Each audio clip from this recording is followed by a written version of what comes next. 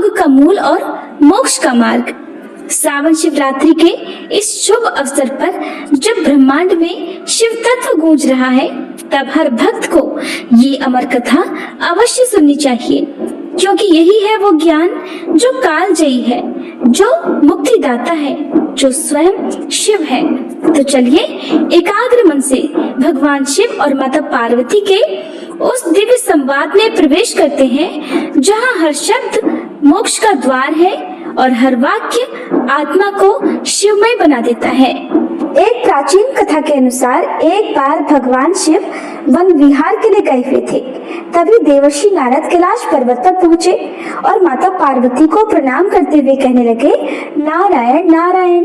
हे माते, भगवान भोलेनाथ कहीं दिखाई नहीं दे रहे।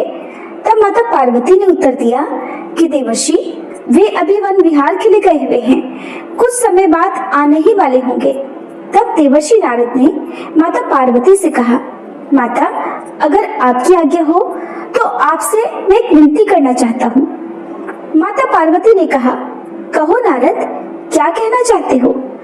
तब देवर्षि नारद मुनि बोले, हे माता पार्वती, तीनों लोकों के पालनहार भगवान शिव तो अमर है, लेकिन आपका कई बार जन्म हो चुका है।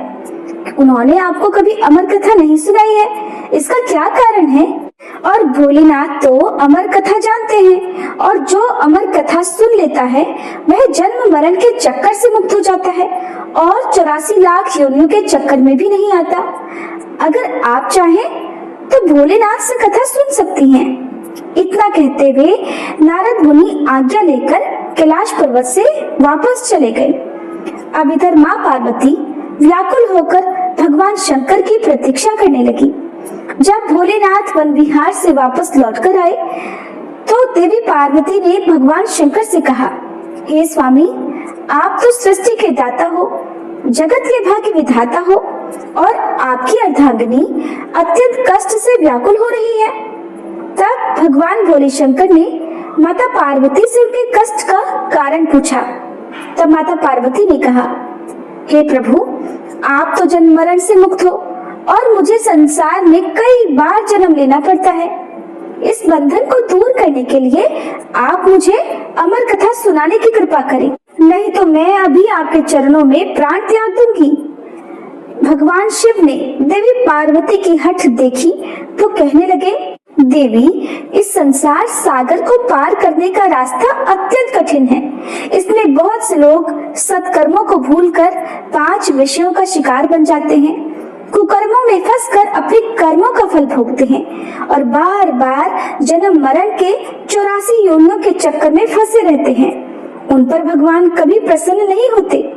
जब तक कि जीव को अपनी आत्मा से भगवान भक्ति और सत्य धर्म के प्रचार का ज्ञान ना हो तो वह सफलता प्राप्त नहीं कर सकता। मैं तो शक्ति, भक्ति, सत्य धर्म के पूर्ण ब्रह्म ज्ञान के द्वारा ही अमर हूँ, जन्म मरण से भी मैं मुक्त हूँ। देवी, अगर आपके मन में भी यही आशा है तो फिर व्यास गुफा में बैठकर व्यास गुफा में पहुंचकर कथा सुनाऊं। जब भगवान शिव ने उसी समय में आसन लगाया तो उन्होंने लेकर अपनी व्यास गुफा में पहुंच कालाग्नि रुद्र नाम भगवान शिव ने प्रकट किया। गुफा में आसन लगाया, आज्ञा उन्होंने कि गुफा के आसपास एक ऐसी अग्नि प्रकट करो कि जिससे सभी जीवधारी यहाँ से दूर चले जाएं।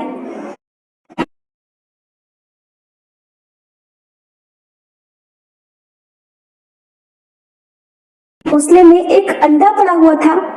उस अंडे पर किसी की भी नजर नहीं पड़ी और न ही रुद्र अग्नि उसे जला पाई, क्योंकि वह जीवधारी तो अभी उत्पन्न ही नहीं हुआ था। परंतु इसके अलावा सब जीवधारी या तो मृत्यु को प्राप्त हो गए या फिर वहां से दूर चले गए। इसके पश्चात भगवान शिव नेत्र बंद करके एकाग्रचित्त होकर देवी पार्वती को अमर कथा सुनाने लगे। अमर कथा की शक्ति के द्वारा उस अंडे से एक जीव प्रकट हो गया और इधर अमर कथा सुनते सुनते देवी पार्वती को निद्रा आ गई। अब देवी पार्वती के स्थान पर वह शुक पक्षी अमर कथा सुनकर हुंकारा भरने लगा। अमर कथा जब संपूर्ण हुई तब भगवान शिव ने नेत्र खोले और देवी पार्वती जी से पूछा, क्या आपने अब अमर कथा सुन ली? क्या अब भी आपके मन में कोई शंका है? तब देवी पार्वती ने हाथ जोड़कर क्षमा मांगते हुए भगवान शिव से कहा, हे प्रभु, मुझे क्षमा कीजिए, मैंने अमर कथा पूरी नहीं सुनी। तब भोलेनाथ ने पूछा, तो फिर हुंकारा कौन दे रहा था? देवी पार्वती जी ने कहा, मुझे नहीं पता। तब भगवान शिव ने इधर उधर देखा तो उन्हें शुक पक्षी ही नजर आया, जो कि प्रभु को देखते ही उड़ गया। तब भगवान शिव उस पक्षी को मारने पीछे पीछे दौड़े। वह शुक पक्षी उड़ता उड़ता तीनों लोकों में गया, परंतु उसे कहीं भी जगह नहीं मिली। उस समय श्री वेद व्यास जी की धर्मपत्नी अपनी कुटिया के आंगन में सिर के बालों को सुखाते हुए जम्हाई ले रही थी। तभी वह शुक पक्षी उनके मुख के द्वारा उनके उदर में प्रवेश कर गया। भोलेनाथ रूप बदल कर वहां पहुंचे और जाकर उन्होंने ऋषि की पत्नी से कहा, देवी, लाओ हमारा पक्षी वापस करो। ऋषि पत्नी ने कहा, कहाँ महाराज, देख लो, हमारे पास तो कोई पक्षी नहीं है।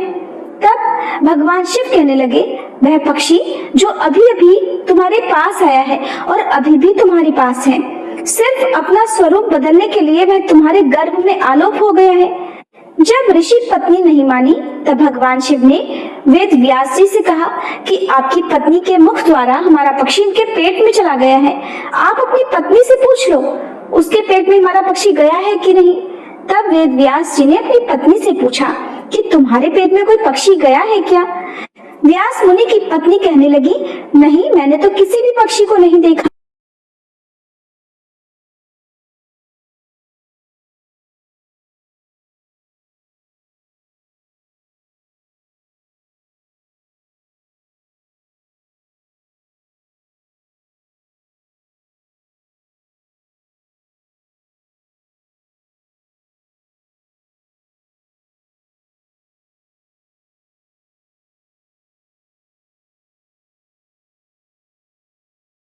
पत्नी कहने लगी, नहीं, मैंने तो किसी भी पक्षी को नहीं देखा, लेकिन प्रभु, ऐसा अनुभव होता है कि जैसे कोई जीव मेरे पेट में है।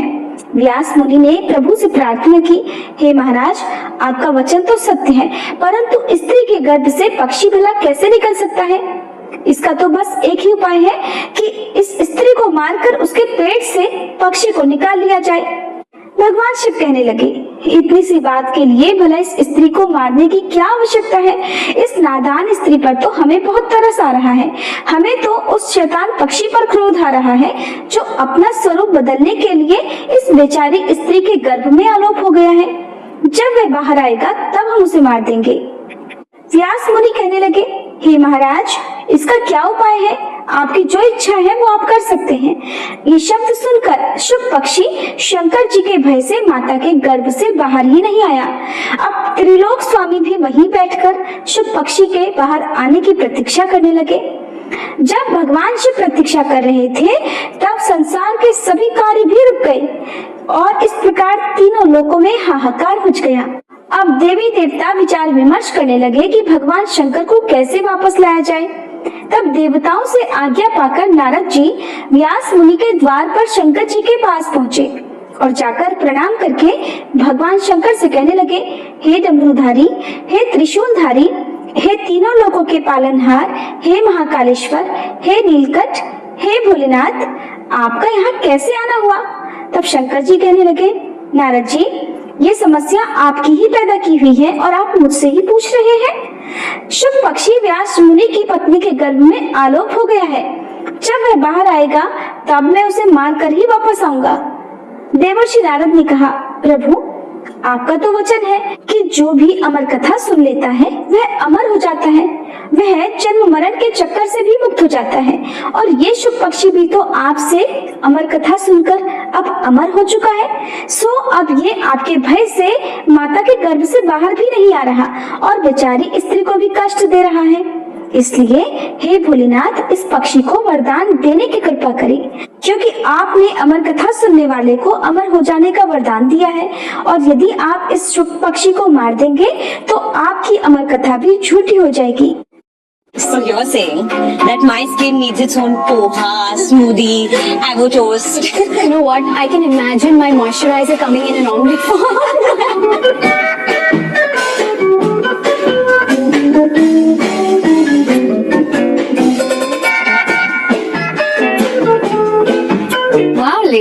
वरदान दिया है, और यदि आप इस शुक पक्षी को मार देंगे तो आपकी अमर कथा भी झूठी हो जाएगी। तब भगवान शिव ने उस शुक को अमर हो जाने का वरदान दिया और वे वापस कैलाश पर्वत पर लौट गए। और फिर वही शुक व्यास जी के अयोनिज पुत्र बने। गर्भ में ही उन्होंने वेद, पुराणों और उपनिषदों का ज्ञान प्राप्त किया और वे अपनी माता के गर्भ में 12 वर्षों तक रहे। तब वेद व्यास जी ने दिव्य दृष्टि से उनसे पूछा कि अच्छा पुत्र, तुम बाहर क्यों नहीं आ रहे हो? तब वे बोले, मैं माया के प्रभाव में कहीं पड़ ना जाऊं, इसलिए मैं बाहर नहीं आना चाहता। जब तक स्वयं श्री कृष्ण आकर मुझे आश्वासन न दे दे, मैं तब तक गर्भ से बाहर नहीं आऊंगा। तब देवर्षि नारद जी वहां पधारे और उनके कहने पर भगवान श्री कृष्ण स्वयं आकर उन्हें आश्वासन देते हैं कि तुम्हें जन्म लेने के बाद भी माया स्पर्श नहीं कर पाएगी। तब कहीं जाकर शुकदेव अपनी माता के गर्भ से